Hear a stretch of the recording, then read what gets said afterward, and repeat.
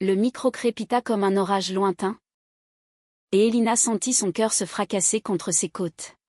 « Je ne suis pas malade », murmura-t-elle d'une voix qui trancha l'air du studio comme un couteau andalou. Tandis que les caméras zoomèrent sur son visage ruisselant de larmes. Derrière elle, Céline se raidit.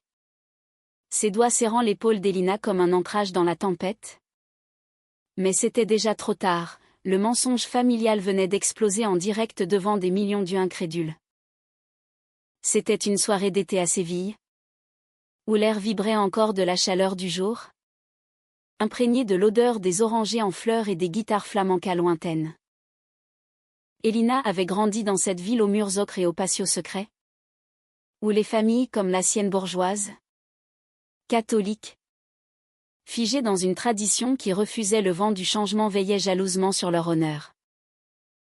À 25 ans, Elina était une ombre gracile dans ce tableau, grande, aux cheveux noirs qui dansaient comme des vagues de jais sur ses épaules, et aux yeux marrons où se reflétait l'âme tourmentée d'une artiste. Elle peignait des toiles qui capturaient l'essence de l'Andalousie, ses courbes sensuelles des collines, ses ombres longues des ruelles pavées, mais ses parents, dont Raphaël et Doña Isabella, ne voyaient en elle qu'une fille à marier, un joyau à polir pour sceller des alliances invisibles. Céline était entrée dans sa vie comme une brise du Levant, imprévisible et vivifiante. 27 ans. Originaire de Barcelone mais adoptée par Séville depuis 3 ans. Céline était une journaliste freelance aux cheveux châtains coupés courts, aux yeux verts qui pétillaient d'une curiosité insatiable. Elle avait croisé Elina lors d'une exposition dans un ancien couvent reconverti en galerie, où les toiles d'Elina hurlaient leur silence sur l'amour interdit. « Tes couleurs saignent de vérité », avait dit Céline ce soir-là. Un verre de manzanilla à la main. Et Elina avait rougi comme une géranium sous le soleil. Ce qui avait commencé par des regards volés dans les cafés ombragés du Triana s'était mué en une passion dévorante, des nuits passées à murmurer des promesses sur les berges du Guadalquivir, des baisers volés sous les arches mauresques de El Alcázar, où l'eau des fontaines semblait approuver leur union secrète. Mais les parents d'Elina, ces gardiens impitoyables de l'apparence, avaient flairé le poison. Don Raphaël, un avocat aux tempes grisonnantes et au regard d'acier, avait surpris un appel tardif, une voix de femme trop tendre pour être celle d'une amie. Doña Isabella, avec ses perles éternelles et ses messes quotidiennes, avait fouillé le téléphone d'Elina pendant son sommeil, découvrant des messages qui peignaient un tableau scandaleux. « Mon amour, ton corps est ma cathédrale. L'honneur familial, ce fil invisible qui nouait les vies à Séville, se trouva menacé. Ils ne pouvaient tolérer une lesbienne dans leur lignée, cela aurait été une tache indélébile sur le blason familial. Un murmure qui se propagerait comme la brume du fleuve jusqu'au salon des voisins. C'est alors que naquit le plan diabolique, ourdi dans le salon lambrissé de leur maison du quartier de Santa Cruz, où les azulejos bleus et blancs semblaient se moquer de leur hypocrisie. « Tu vas simuler un cancer », avait déclaré don Raphaël un soir d'automne, sa voix basse comme un verdict de tribunal. Elina, revenue d'un dîner avec Céline, avait trouvé ses parents assis comme des juges, un dossier médical falsifié ouvert sur la table basse. Le sein. Elina. C'est discret. Poignant. Les gens compatiront. Et ton déviance sera éclipsée par la pitié. Tu iras à des galas caritatifs, des interviews. Et ensuite, quand ce sera guéri, tu épouseras Javier, le fils des Mendoza. L'héritage passera. Et tout rentrera dans l'ordre. Elina avait ri. D'abord un rire hystérique qui ricocha contre les murs tapissés de portraits ancestraux. Mais le rire s'était brisé en sanglots quand Doña Isabella avait ajouté. Les yeux froids comme l'acier d'une dague, où nous te coupons les vivres. Tes études d'art, Ton atelier? Tout. Et Céline? Nous la ruinerons. Un appel anonyme à son journal. Et elle sera blacklistée en Andalousie. La menace était un poison lent, s'infiltrant dans les veines d'Elina comme l'opium des coquelicots qu'elle peignait. Elle avait cédé. Non par peur pour elle, mais pour protéger Céline, cette femme qui lui avait appris que l'amour n'était pas un péché, mais une flamme éternelle. Les mois suivants furent un cauchemar masqué de compassion feinte. Elina, affaiblie par des jeûnes simulés et des maquillages pâles, devint la mascotte des associations locales contre le cancer. Des dîners de charité dans les hôtels de luxe du Guadalquivir, où des donateurs en smoking applaudissaient son courage, laissaient un goût amer dans sa bouche. Céline, ignorant tout, la soutenait avec une ferveur déchirante, des bouquets de jasmin déposés à son chevet improvisé. Des lettres glissées sous la porte de l'atelier où Elina prétendait se reposer. Ma guerrière, écrivait-elle. Et Elina lisait ces mots en se haïssant. Son corps vibrant encore du souvenir de leurs étreintes ces nuits où Céline traçait des constellations sur sa peau, murmurant des poèmes de Lorca volés à la lune. Le mensonge gonflait comme une marée montante. Les parents d'Elina orchestraient tout, des communiqués de presse fabriqués. Des médecins complices, un oncle éloigné, corrompu par l'argent familial. Ravière, le prétendant aux épaules larges et au sourire fade, apparaissait aux événements, posant une main possessive sur son bras amaigri, tandis que les flashs crépitaient. Elina se sentait comme une poupée de porcelaine fissurée, prête à s'effondrer. Mais au fond d'elle, une étincelle persistait, l'amour pour Céline. Ce phare dans la nuit sévillane. Un soir de printemps, alors que les jacarandas fleurissaient en cascades violettes le long des avenues, l'invitation arriva, une émission nationale en direct depuis Séville. Voz del Sur. Un talk show où les âmes brisées se confiaient sous les feux des projecteurs. C'est ta chance de briller, avait dit Doña Isabella, ajustant le foulard soyeux autour du cou d'Elina. Parle de ta lutte, de ta foi. Et mentionne Ravière. Elina avait hoché la tête, mais son regard glissa vers la fenêtre, où le Guadalquivir scintillait comme un serpent d'argent. Céline serait dans le public, invitée par l'équipe pour ressoutenir son amie. Le piège se resserrait, et Elina sut que c'était maintenant ou jamais. Le studio était un cocon de lumière artificielle, imprégné d'une odeur de café fort et de tension électrique. Elina s'assit sur le canapé de velours rouge, face à l'animatrice. Une femme aux lèvres carmin et au chignon impeccable. Le public 200 âmes triées sur le volet, dont Céline au 3e rang. Ses yeux verts fixés sur elle comme un serment applaudi poliment. Les caméras ronronnèrent, et l'animatrice lança, Elina. Votre histoire a touché des milliers de cœurs en Andalousie. Parlez-nous de ce combat contre le cancer qui vous a changé. Elina déglutit, sentant le poids des regards. Les mots préparés, grâce à Dieu et à ma famille, montèrent à ses lèvres. Mais au lieu de cela, une vague de vérité la submergea. Je ne suis pas malade, dit-elle. Et le silence tomba comme une guillotine. Le studio se figea. Un instant suspendu dans l'éther des ondes. L'animatrice cligna des yeux, son sourire figé en une grimace incertaine, tandis que les murmures du public enflaient comme un ressac. Elina, le cœur battant à tout rompre, poursuivit. Sa voix gagnant en force comme un flamenco qui s'emballe, mes parents m'ont forcé à simuler ce cancer. Pour cacher qui je suis vraiment.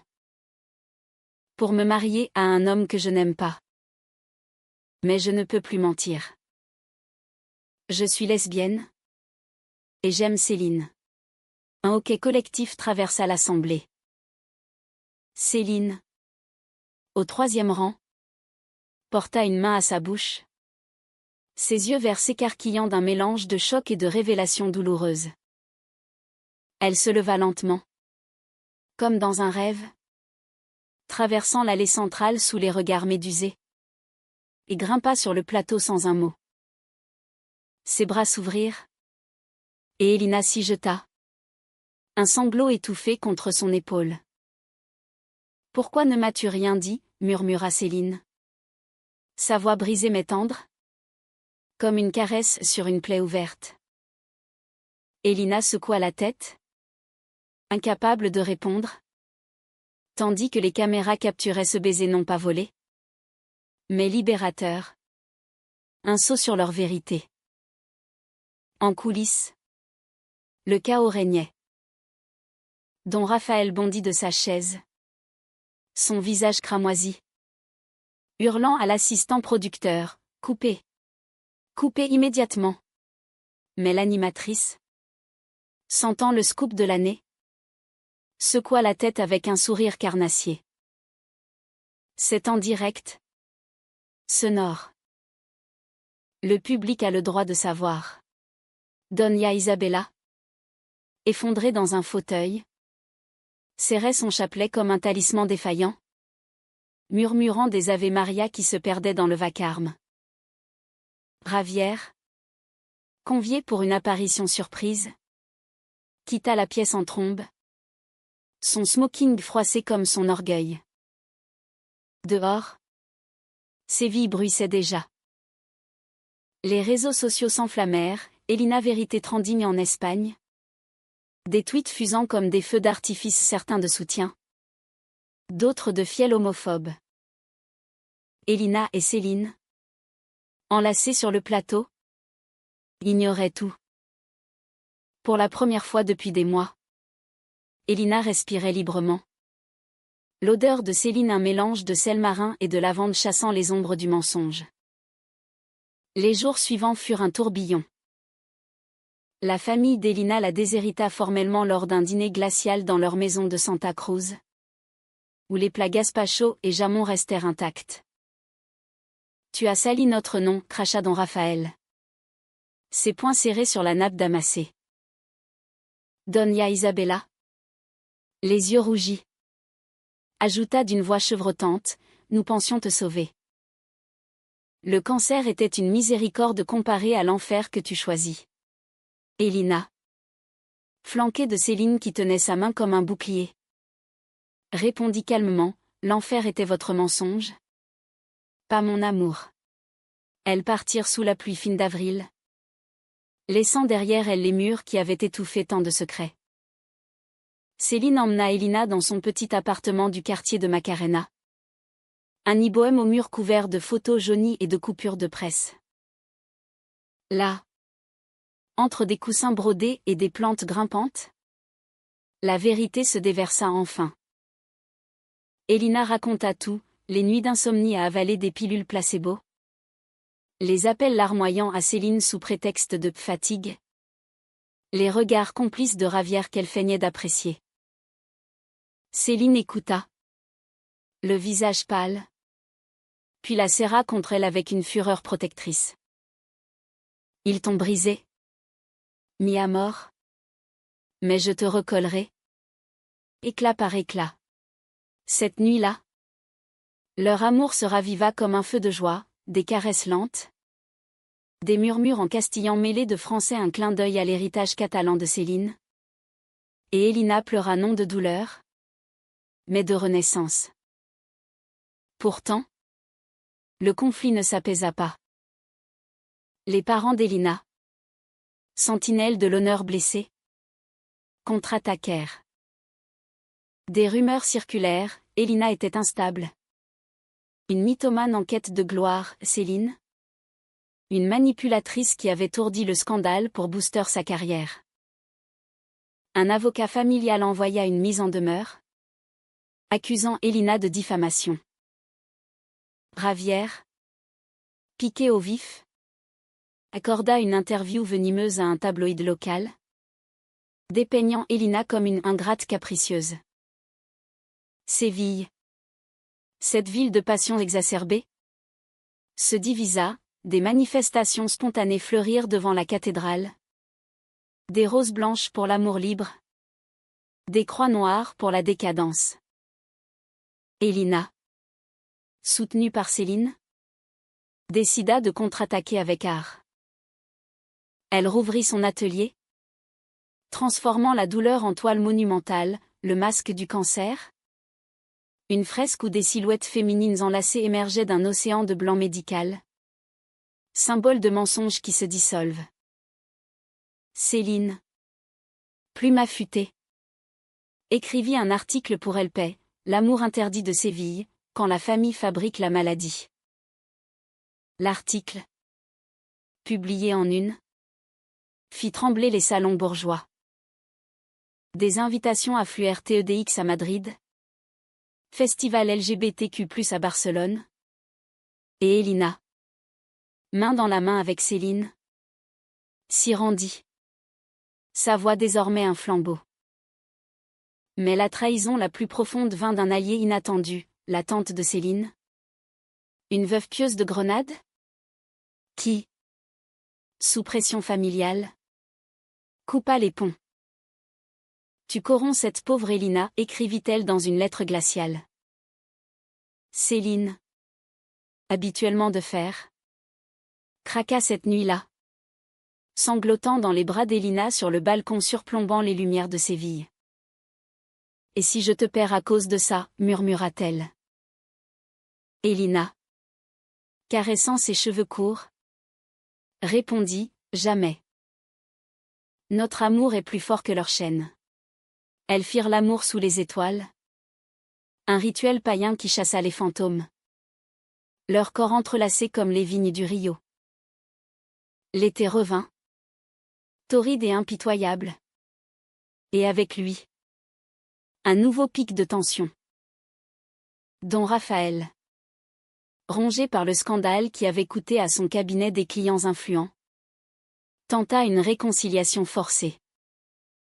Il invita Elina à un déjeuner au restaurant El Buzo, un sanctuaire gastronomique face au fleuve, prétextant une discussion d'adultes. Céline insista pour accompagner, mais Elina refusa, c'est mon combat. Assise à la table nappée de lin blanc, face à son père qui tripotait nerveusement son verre de finot, Elina attendit.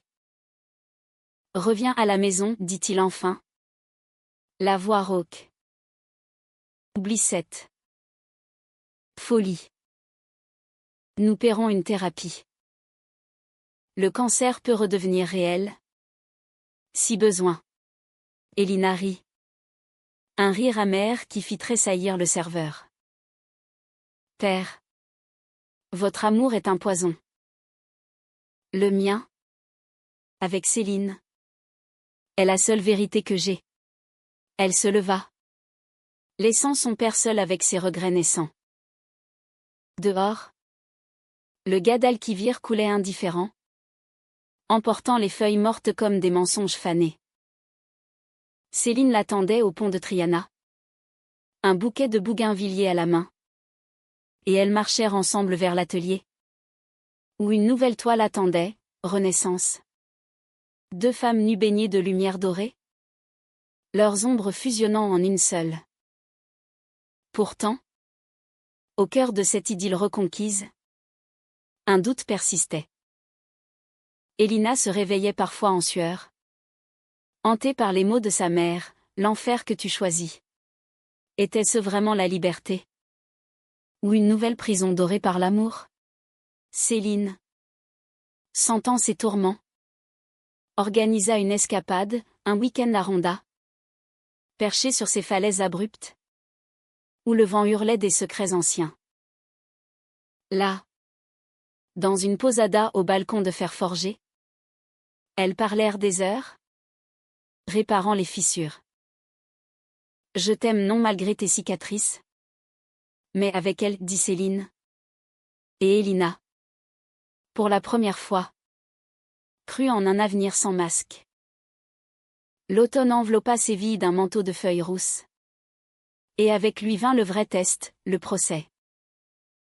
Les parents d'Elina, acculés par les médias et les associations LGBTQ+, portèrent plainte pour atteinte à la vie privée et diffamation. Le tribunal de Séville, un édifice austère aux colonnes de marbre veiné, devint le théâtre d'un drame shakespearien. Elina, vêtue d'une robe noire simple qui soulignait sa silhouette élancée, entra au bras de Céline, dont le tailleur pantalon gris conférait une assurance journalistique. Les flashs crépitèrent, et dans la galerie, des soutiens brandissaient des pancartes « À mort s'il mentira ». L'audience s'ouvrit sur les déclarations larmoyantes de Doña Isabella, qui, perchée sur le banc des témoins comme une madone éplorée, invoqua la Bible et l'honneur familial. « Nous avons agi par amour, pour la sauver de ses démons, sanglota-t-elle, ses perles tremblant au rythme de ses hoquets. » Don Raphaël, plus stoïque, produisit des preuves, des emails falsifiés simulant des consultations médicales, des témoignages de amis jurant qu'Elina avait toujours été fragile. Ravière, en costume impeccable, témoigna d'une promesse brisée, dépeignant Elina comme une manipulatrice qui l'avait séduit pour mieux le rejeter. Céline, du banc des accusés non, des plaignants, car Elina avait contre-attaqué pour chantage et faux, serra la main d'Elina jusqu'à en blanchir les jointures. Puis vint le tour d'Elina. Montant à la barre, elle affronta le juge, un homme aux lunettes cerclées d'or, impassible comme une statue, et déversa son âme. Votre honneur, ils m'ont forcé à avaler leurs mensonges comme un poison. J'ai pleuré seule des nuits entières, pendant que Céline, innocente, me soutenait dans l'illusion. Ce n'était pas de l'amour, c'était de la possession. Sa voix, claire comme un chant de saëta lors de la Semana Santa, fit taire la salle. Elle produisit les preuves, enregistrements secrets de conversations familiales, le dossier médical bidon démasqué par un expert indépendant. Céline témoigna ensuite, sa plume de journaliste transformée en épée. J'ai aimé Elina sans savoir la tempête qui la rongeait. Leur trahison n'a pas seulement blessé Elina, elle a empoisonné la confiance que nous portions l'une à l'autre. Ses yeux verts, fixés sur Doña Isabella, portaient un pardon muet, mais ferme. Le juge, ému malgré sa toge, ajourna pour délibérer. Dehors, une foule les acclama. Et Elina, épuisée, s'effondra dans les bras de Céline sous un ciel plombé de nuages. Les semaines d'attente furent un purgatoire doux amer. Elina et Céline se réfugièrent dans des rituels intimes, des promenades au parc de Maria Luisa, où les pans déployaient leurs queues iridescentes comme des éventails de séduction, des dîners aux chandelles dans des bodegas cachés, où le vino tinto coulait comme des aveux. Leur amour, jadis furtif, devint une déclaration publique, des photos sur Instagram, Elina posant avec ses toiles, Céline à ses côtés. Un geste de défi joyeux. Mais la nuit, les cauchemars revenaient, Elina revoyant le regard déçu de sa mère, sentant le poids du déshéritage comme une chaîne. Le verdict tomba un matin de brume, dans une salle comble. Le juge déclara les parents coupables de chantage et de faux en écriture, les condamnant à une amende symbolique et à des dommages et intérêts pour Elina. La justice n'efface pas les cicatrices familiales, conclut-il. Mais elle restaure la dignité. Don Raphaël, blême, quitta la barre sans un mot. Doña Isabella s'effondra en larmes, murmurant « Pardonne-nous ». Lija, Elina, le cœur serré, s'approcha d'elle dans le couloir. Céline à ses côtés. Maman, l'amour n'est pas un démon. C'est la lumière que vous m'avez refusée. Un baiser sur la joue ridée. Et elle partit, laissant sa mère à ses regrets. La victoire libéra Elina, mais révéla une faille plus profonde, la solitude de Céline. La journaliste, propulsée au rang de célébrité, reçut des offres de Madrid et Barcelone, des postes stables, loin de Séville. Et si je pars, confia-t-elle un soir, allongée sur le lit au drap froissé, tandis qu'Elina peignait à la lumière d'une lampe tamisée. Elina posa son pinceau, trempé de bleu nuit. Alors je te suis. Notre histoire n'est pas ancrée ici, elle est en nous. Mais le doute s'insinua. Un serpent subtil, Elina, artiste locale, craignait de quitter ses racines andalouses. Céline, ambitieuse, redoutait de sacrifier sa carrière pour un amour encore fragile. Le climax survint lors du festival de flamenco de Séville. Un vortex de passion où guitare et voix se lamentaient sous les étoiles. Elina exposait une nouvelle série, Amour masqué, inspirée de leur odyssée. Céline, invitée comme modératrice d'un panel sur l'identité queer en Espagne, monta sur scène avec une annonce choc: j'ai refusé l'offre de Madrid. Parce que Séville n'est plus une ville, c'est notre maison. Elina. Le public rugit. Et Elina, surgissant des coulisses, l'embrassa sous les applaudissements. Un baiser salé de larmes et de soulagement. Mais au milieu de la liesse, un appel, Doña Isabella, à l'hôpital, victime d'une crise cardiaque. Elina accourut. Céline au volant de leur vieille cite cabossée, filant à travers les ruelles nocturnes. À l'hôpital, sous les néons froids, sa mère gisait pâle. Un oxygène sifflant comme un reproche. Ija, murmura-t-elle, la main tendue. J'ai vu ton interview hier. Tu étais radieuse. Pardonne-moi.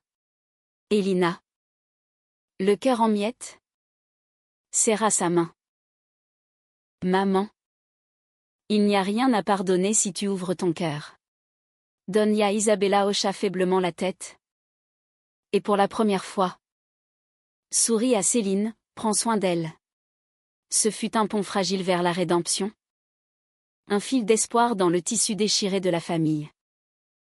Pourtant, Don Raphaël refusa tout contact. Son silence une forteresse imprenable. Elina, acceptant cette perte, se tourna vers l'avenir. Avec Céline, elles lancèrent un atelier artistique pour jeunes queers de l'Andalousie. Un havre où les pinceaux effaçaient les préjugés. Les jours s'écoulèrent en une symphonie douce, des matins paresseux où Céline lisait le journal pendant qu'Elina esquissait son portrait, des soirées sur le fleuve, où elle dansait un tango imaginaire, riant des regards curieux des passants. Mais la trahison familiale avait laissé des échos. Lors d'une exposition à Grenade, un cousin éloigné attaqua Elina dans la presse, du sensationnalisme bon marché, nourri par le scandale. Céline, furieuse, rédigea une riposte cinglante. Mais Elina l'arrêta, laisse. Ma vérité est dans mes toiles, pas dans les mots des autres. Cette maturité naissante scella leur lien, un amour non plus adolescent, mais adulte, forgé au feu des épreuves. L'hiver sévillant, doux comme une étreinte tiède, apporta une accalmie bienvenue.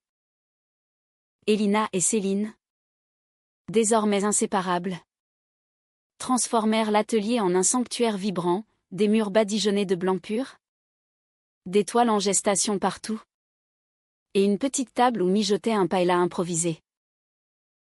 Les élèves affluaient des adolescentes aux yeux timides, des garçons aux piercings rebelles. Et Elina enseignait non seulement la peinture, mais l'art de se révéler. Chaque coup de pinceau est une confession, disait-elle. Et Céline, observant depuis le seuil, sentait son cœur gonfler d'un orgueil fier. Doña Isabella, sortie de l'hôpital, entama une correspondance hésitante, des cartes postales depuis la Costa del Sol, où elle se reposait chez une sœur. J'ai lu Lorca, écrivait-elle dans une missive tremblante. Ses vers sur l'amour défendu. Il me hante. Elina répondait avec des photos, elle et Céline cueillant des oranges dans un verger. Leur rire figé dans le soleil. Lentement. Un déjeuner fut convenu non dans la maison familiale, mais dans un café neutre du Alhambra de Hercule, où les fontaines chantaient une trêve. Le jour venu, Elina arriva en avance. Nerveuse. Triturant la bague en argent que Céline lui avait offerte, un anneau simple gravé de « Verdad ». Doña Isabella apparut. Plus frêle. Ses perles remplacées par un foulard coloré. Tu rayonnes. Ija, dit-elle en l'embrassant. Et Elina sentit les larmes monter. Céline arriva peu après. Et le repas se déroula en un ballet maladroit, des silences comblés par des anecdotes sur l'atelier. Des rires forcés sur les plats trop épicés. Puis, Doña Isabella prit la main d'Elina, j'ai péché par peur. La mienne? Celle de ton père. Mais ton courage. Il m'a guéri plus que n'importe quel médecin. Pas de pardon total? Mais un pas, une invitation à Noël? Ouverte à Céline. Don Raphaël. Lui. Restait une énigme. Un soir de Noël pluvieux? Alors qu'Elina et Céline décoraient un sapin exigu avec des guirlandes artisanales? La sonnette retentit. C'était lui. Trempé. Un paquet maladroit à la main, une vieille toile d'Elina. Enfant. Représentant une famille idéalisée. Je ne sais pas par où commencer, balbutia-t-il. Son orgueil craquelait comme un masque de Semana Santa. Elina, le cœur battant, l'invita à entrer. Autour d'un chocolat chaud fumant. Les mots coulèrent, regret pour le mensonge. Honte pour l'homophobie héritée. Tu es ma fille. Pas ma possession, admit l'enfant. Et Céline, discrète, posa une main sur son épaule. Ce ne fut pas une réconciliation flamboyante, mais un début des visites sporadiques, des appels guindés qui s'adoucissaient. Le printemps ramena le Guadalquivir à la vie. Et avec lui, une proposition inattendue. Lors d'une croisière privée sur le fleuve, un cadeau de l'association LGBTQ+ locale, Céline s'agenouilla sur le pont. Un anneau serti d'une émeraude verte à la main. Elina. Ma muse. Ma tempête, veux-tu m'épouser? Pas pour défier le monde, mais pour le conquérir ensemble. Elina, riant à travers ses larmes, répondit oui. Et leurs lèvres se scellèrent sous les arches illuminées de El Alcázar, tandis que Séville applaudissait en silence. Le mariage fut une célébration andalouse revisitée, une cérémonie civile dans un patio fleuri du barrio de Santa Cruz, avec des guirlandes de jasmin et des guitaristes jouant des tangos lesbiens. Doña Isabella, au premier rang, essuya une larme, Don Raphaël, raide mais présent, offrit un toast maladroit, à l'amour qui guérit. Ravière, invité par courtoisie, s'excusa, un signe de paix muet. La réception. Un festin de tapas et de danse flamenca. Vit Elina et Céline ouvrir la piste. Leurs corps enlacés en une valse sensuelle qui fit taire les sceptiques. Des années plus tard, alors que leur fille adoptive, une orpheline queer de 10 ans nommée Luna, barbouillait joyeusement une toile dans l'atelier agrandi, Elina repensa à ce soir fatidique en direct. Le mensonge avait failli les détruire. Mais il avait forgé une vérité indestructible. Céline.